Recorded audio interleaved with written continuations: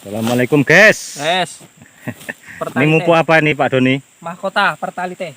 Uh, ini pupuk KCL ya. KCL. Hari ini pupuk urea sama KCL MOP. Jadi ada 2 orang dan ada 2 jenis pupuk ya. Saya jadikan satu waktu. Nah ini untuk yang MOP kemasan lama ya. MOP kemasan lama. Tapi isinya sama ya. Sama-sama. Isinya sama dengan yang kemasan baru seperti yang kemarin saya posting. Ini sama persis sama. Jadi seperti ini. Ya. Tuh ya. Sama isinya. Oke ya. Sama persis. Jadi pemupukan kali ini ada 2 jenis pupuk ya guys. Yang satu urea, yang satu KCL ya. Jadi dengan waktu yang bersamaan caranya seperti ini. Jadi 2 orang, yang satu megang urea, yang satu megang KCL. Ini bertujuan supaya dosis itu tercapai untuk masing-masing ya. Jadi tidak dicampur jadi satu pupuknya, tapi disendirikan sehingga masing-masing orang punya peran masing-masing ya. Yang satu pupuk urea, yang satu pupuk KCL. Nah ini karena butiran besaran untuk urea dan KCL itu berbeda ya, sehingga kalau dicampur itu memungkinkan pada saat mengambil pupuk itu yang terambil duluan itu lebih banyak adalah pupuk yang bulatannya itu lebih besar, sehingga yang pupuk yang kecil-kecil ya seperti KCL itu akan mengendap di bagian paling bawah, sehingga dosis kadang tidak merata ya. Ya untuk merata persis itu tidak teman-teman, untuk susah ya, tapi setidaknya kalau dalam keadaan terpisah seperti ini, masing-masing memupuk dengan dosis yang diinginkan, ya setidaknya mendekati dosis yang diinginkan. Nah seperti itu ya. Nah sebenarnya dicampur juga tidak apa-apa teman-teman, karena kedua pupuk ini tidak antagonis ya. Hanya yang dikhawatirkan kalau dicampur itu ada 2 ya. Yang pertama, kalau dicampur langsung itu dosis kadang-kadang tidak merata. Nah, yang kedua, kalau KCL sama urea itu kalau didiemin itu takutnya beku ya, atau merongkol-merongkol, atau apa namanya memadat ya, jadi satu gitu ya, mengeras. Nah tapi kalau dipupukkan langsung saya kira tidak mungkin mengeras teman-teman, karena dicampur kemudian langsung dipupukkan. Oke ya, jadi ini pupuk dalam waktu yang bersamaan dengan 2 jenis pupuk yang berbeda. Jadi caranya seperti ini. Yang satu megang urea, yang satu megang KCL ya. Untuk pupuknya juga agak jauh dari piringan ya, sekitar 2 meter, berdekatan dengan pelepah ya, letter U ya teman-teman. Jadi pupuk letter U seperti ini. Jadi sana kemudian melingkar ke sana terus ke sini. Bagian sini jalan ini tidak usah ya. Nah di sini juga kalian bisa lihat ini adalah pupuk dolomit yang pertama kali saya pupukkan, yang paling dekat dengan pohon ya, paling dekat dengan pohon. Ini masih tersisa teman-teman ya. Dolomit ini pupuk dari bebatuan alam, sehingga dia juga slow rilisnya.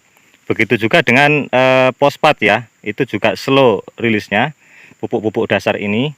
Apalagi ini jaraknya agak lebih dekat dengan pohon, sehingga dia agak lambat proses penyerapan di tanah. Apalagi kemarin juga kemarau. Nah seperti itu, jadi banyak dampaknya. Kemudian saya pupuk KCL-nya ini saya instruksikan di bagian luar, paling luar ya, pakai paling luar nih KCL-nya teman-teman ya.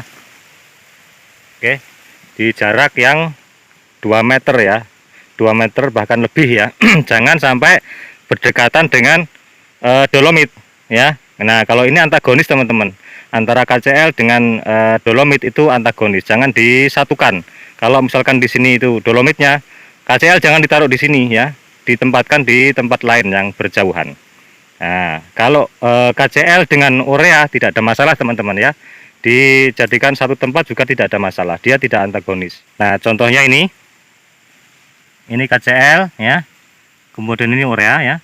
Jadi satu begini tidak masalah teman-teman, kalau urea sama KCL itu tidak apa-apa ya, tidak masalah ya. Bahkan ini lebih banyak urea juga tidak masalah ya teman-teman. Jadi dia tidak antagonis. Yang antagonis itu pupuk KCL dengan dolomit ya, itu jangan disatukan. Dan juga pupuk ini ya, urea dengan kandungan fosfat ya. itu juga jangan didekatkan. Makanya saya suruh jauhkan pemupukan urea juga dari pupuk kandang. Kenapa? Karena di pupuk kandang ini sebagian itu sudah saya kasih yang namanya Vertipos kemarin ya. Jadi sebagian di pupuk dasar itu saya jadikan satu, baik dolomit, Vertipos maupun pupuk kandang itu ada yang jadi satu ya. Saya tumpukan di situ. Karena itu pupuk dasar itu tidak masalah. Tapi ureanya jangan juga ditumpuk di situ karena nanti antagonis dengan fosfat ya. Nah, begitu teman-teman. Jadi sebenarnya dalam satu waktu semua pupuk itu barang itu tidak ada masalah asalkan ditempatkan di tempat yang masing-masing. Misalkan di sini dolomit, kemudian Vertipos atau fosfat atau dia TSP ya, kemudian urea paling pinggir nanti KCL. Itu tidak ada masalah teman-teman kalau pengaturannya seperti itu, asalkan jangan menggabung jadi satu. Atau di satu lingkaran satu sisi itu dolomit, fosfat sama pupuk kandang itu jadi satu, kemudian urea dan KCL juga jadi satu, tidak ada masalah. Jadi ada dua blok gitu ya, itu tidak ada masalah seperti itu ya.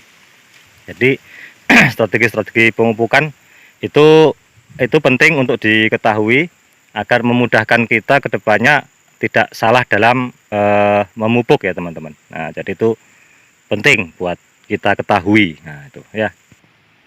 Nah kebetulan ini saya jelaskan bahwa pemupukan yang awal kemarin saya menggunakan urea dan KCL di awal kemarin itu saya jelaskan di video itu adalah separuhnya.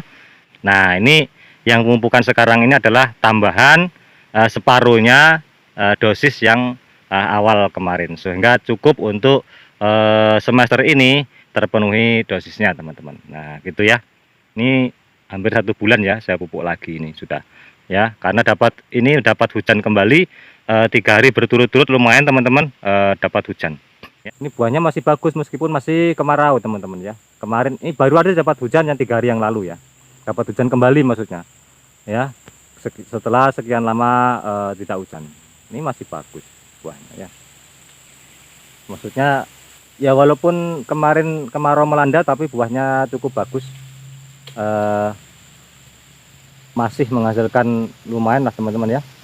3 hektar ini masih dapat 4 ton lebih, jadi belum turun ya dari 4 ton itu, jadi belum turun. Nah dari dampak hujan 3 hari yang lalu berturut-turut teman-teman, hujannya itu apa, rumput-rumput ini jadi hijau-hijau teman, seneng saya teman-teman ya, lihat nih ya, jadi hijau-hijau.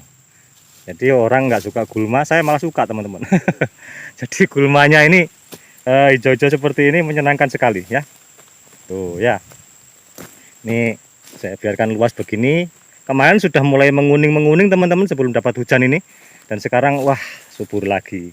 Jadi ciri-cirinya supaya ada di ladang saya pertumbuhan itu bagus gitu ya, mengenai lahannya itu bagus atau tidak. Nah, jadi buahnya masih keliling teman-teman ya, walaupun ini baru dapat hujan, sebelumnya kemarau kencang ya. Ini aja udah matang berapa, 3 ya, 1 2 ya, 3. Ini sama ini matang juga teman-teman ya, jadi ada 3 yang masak ya.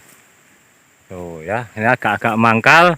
Menurut tukang panennya 3 hari lagi baru dipanen ya, berarti sedang ini matang ya teman-teman ya, 3 hari lagi matang nih teman-teman ya. Sawit kalau sudah seperti ini jarak 2-3 hari itu sudah matang. Nah, kemungkinan itu bisa jadi merondol nanti ya. Tuh buahnya masih banyak teman-teman ya. Oh, karena ini dari bawah jadi ya nggak kelihatan semuanya.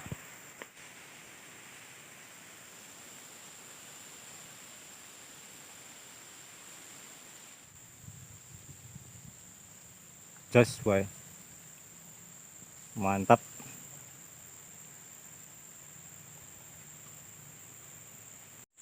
Ini besar-besar teman-teman. Ada 2 lagi ya yang matang dalam satu pohon.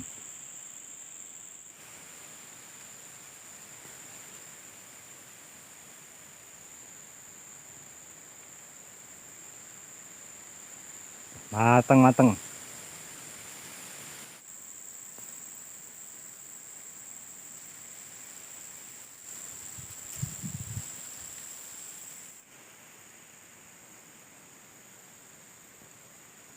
Oke, sampai di sini salah hilap mohon maaf. Wabillahi taufik wal hidayah. Assalamualaikum warahmatullahi wabarakatuh.